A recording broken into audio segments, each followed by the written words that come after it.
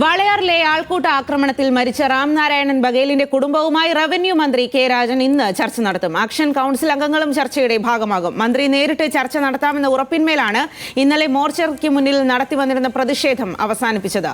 Levin K വിജയനാണ് കൂടുതൽ വിവരങ്ങളുമായി ചേരുന്നത്. ലെവിൻ, അവർക്ക് സർക്കാർ നൽകിയ ഉറപ്പുകൾ അത് പാലിക്കും എന്നുള്ള ആ ഒരു ഉറപ്പുണ്ട് എന്നതുകൊണ്ടാണ് ആ പ്രതിഷേധം അവസാനിപ്പിച്ചത് എന്നാണ് ഇന്നലെ പറഞ്ഞത്. ഇപ്പോൾ മന്ത്രി അവരുമായി ഏത് രീതിയിലാകും സംസാരിക്കുക? മറ്റ് തീരുമാനങ്ങൾ എങ്ങനെയാണ്?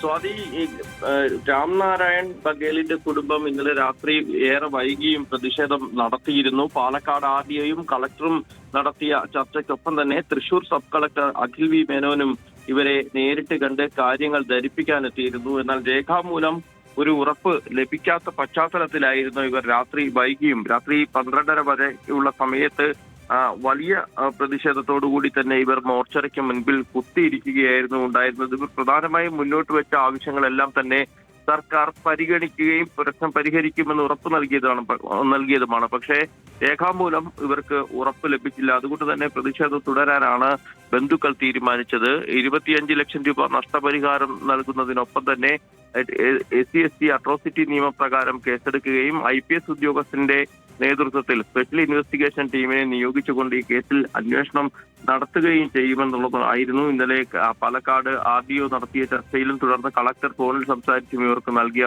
ഉറപ്പ്. പക്ഷേ ഇതെല്ലാം രേഖാമൂലം കളക്ടർ ഉത്തരവായി അല്ലെങ്കിൽ അറിയിപ്പായി വാർത്താമാധ്യമങ്ങൾക്കടക്കം പ്രസിദ്ധീകരിക്കാൻ പാകത്തിൽ രേഖാമൂലം അറിയിപ്പ് പുറത്തിറക്കുമെന്ന് നിർദ്ദേശിച്ചിരുന്നെങ്കിലും അതുണ്ടായില്ല. അതേ തുടർന്നാണ് പ്രതിഷേധം കടുപ്പിക്കാൻ ഇവർ തീരുമാനിച്ചത്. ഏതായാലും ഇന്നലെ രാത്രി ഏറെ വൈകി നടന്ന പ്രതിഷേധത്തിനൊടുവിൽ റവന്യൂ മന്ത്രി കെ രാജൻ തന്നെ ഇവർക്കൊപ്പം ഉണ്ടായിരുന്ന ആക്ഷൻ കൗൺസിൽ പ്രതിനിധികളോടും ബന്ധുക്കളോടും രാംനാരായൺ ബഗേലിന്റെ ബന്ധുക്കളോടും സംസാരിക്കുകയും ഇന്ന് മന്ത്രി തന്നെ നേരിട്ട് ചർച്ച നടത്താമെന്നുള്ള കാര്യത്തിൽ ഉറപ്പ് നൽകുകയും ചെയ്തിട്ടുണ്ട്. ഇന്ന് രാവിലെ 9 മണിയോടുകൂടി ചർച്ച നടക്കുമെന്നുള്ളതാണ് സൂചന. എവിടെയായിരിക്കുമെന്നുള്ള കാര്യത്തിൽ അടക്കം വ്യക്തത വന്നിട്ടില്ല.